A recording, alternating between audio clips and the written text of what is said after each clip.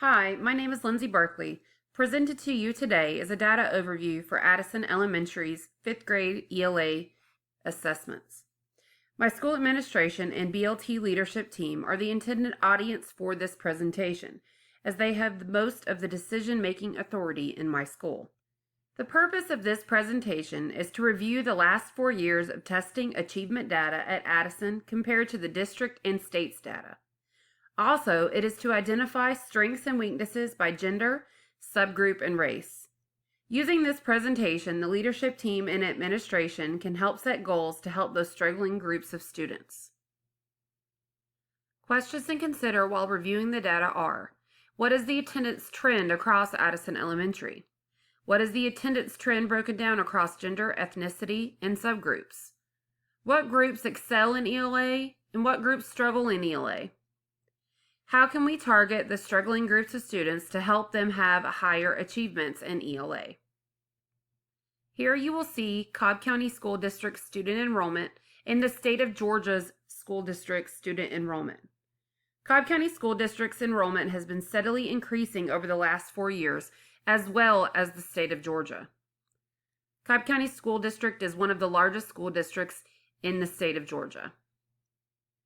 Addison's enrollment has been increasing over the last 3 years, but has been fluctuating with the number of male and female students we have. As you can see, in 2012-13, we had 326 males and only 298 females. And it flip-flopped the next year, went back the next year, and then finally 2015-16 were very close to those same numbers from 2012-2013. Our students who are economically disadvantaged, limited English proficient, and students with disabilities have all increased at Addison over the last 4 years. Addison has a large population of Caucasian students, but we are consistently becoming more diverse. At Addison, we embrace the diversity at our school. As you see here, these are Addison's educational program enrollment data for the last 4 years. Our percentage of ESOL and special education students has increased over the last 4 years, while our gifted program has kind of plateaued. The enrollment in the early intervention program, which are our EIP students, has decreased quite a bit in the last 3 years, which is so great to see. This means those students are being reached and being served, and they're getting the intervention needed to be successful and have great achievement. Attendance is a rising trend in our school. The percentage of students who are missing 6 to 15 and even more than 15 days during the school year has alarmingly increased. Our administration has seen this trend and is now taking action. Administration at my school now offers attendance initiatives for the grade level homerooms with the best attendance. Since they started this program, this has helped improve our attendance rates. Our attendance rates affect our student achievement because we can't be sure students are grasping the information being taught if they aren't in class to learn it. What you see before you is our attendance rates broken down specifically by subgroup and gender. The specific subgroups with poor attendance over the last 4 years are students with disability, economically disadvantaged, and limited English proficient. This is alarming to me because these are also the groups that have lower proficiency rates on their assessments at the end of the year. Like I said before, they can't learn if they aren't at school. Addison Elementary is composed of grades K through 5. Most of the teachers at Addison fall within that 1 to 20 years of experience range. It's a pretty broad range. We have a consistent staff size over the last few years of 44. Addison's staff is made up of mostly Caucasian teachers. We only have 3 male teachers on staff, one of which being our assistant principal.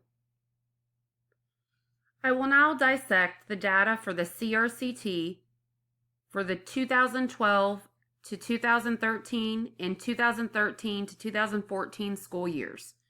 I'm comparing these 2 years against each other first because in 2014, our end of grade assessment changed to the Georgia milestones.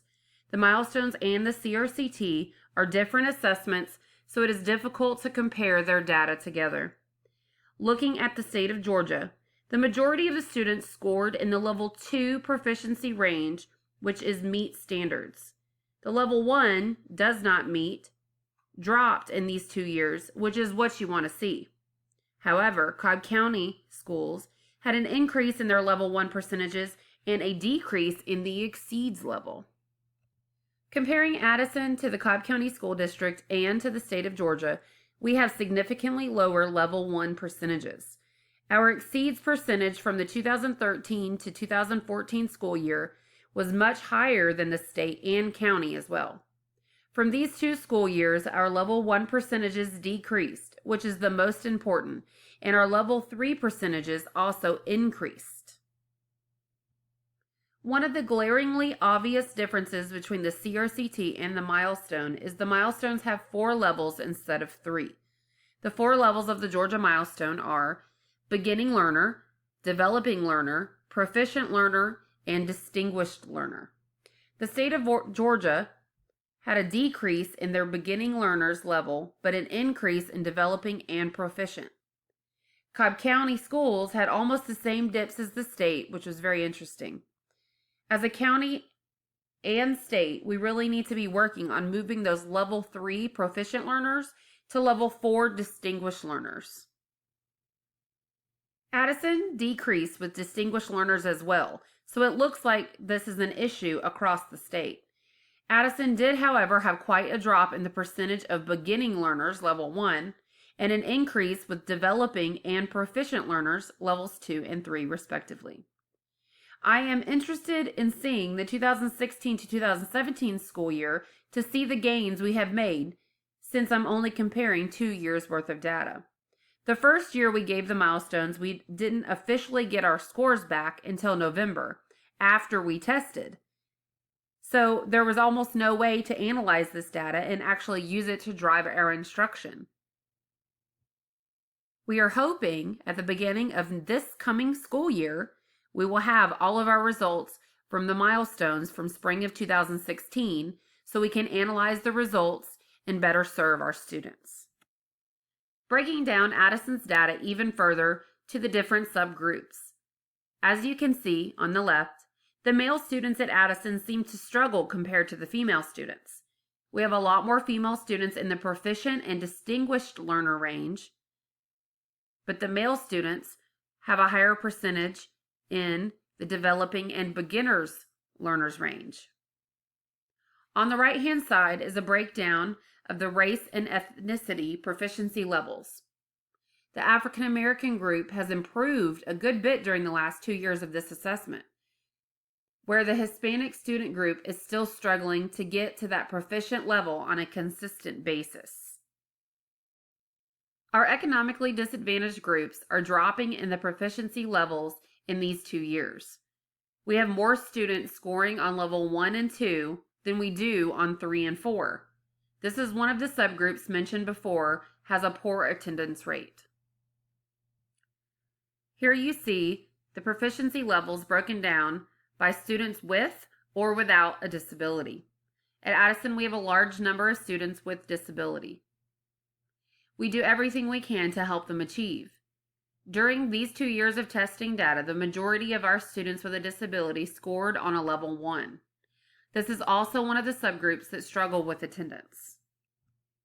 After reviewing the last 4 years of data for attendance and state assessments for Addison Elementary, I've noticed some strengths and weaknesses.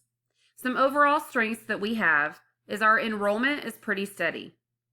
The beginning learner percentage for the CRCT and the milestone assessments over the last 4 years has consistently decreased, and our proficiency levels by ethnicity is consistently improving.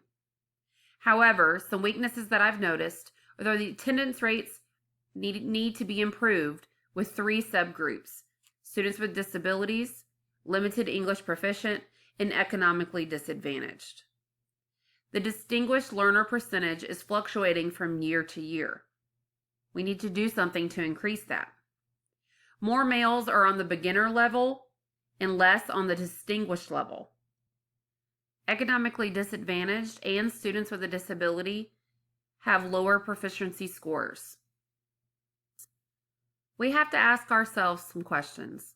How can we increase the attendance for these three subgroups? How is their attendance impacting their learning and their student achievement? What can we do to help our male students move from the beginner to developing and from the proficient to the distinguished learner category? What interventions can we put in place to help the two lowest subgroups more than we are already? And finally, I will leave you with our next steps.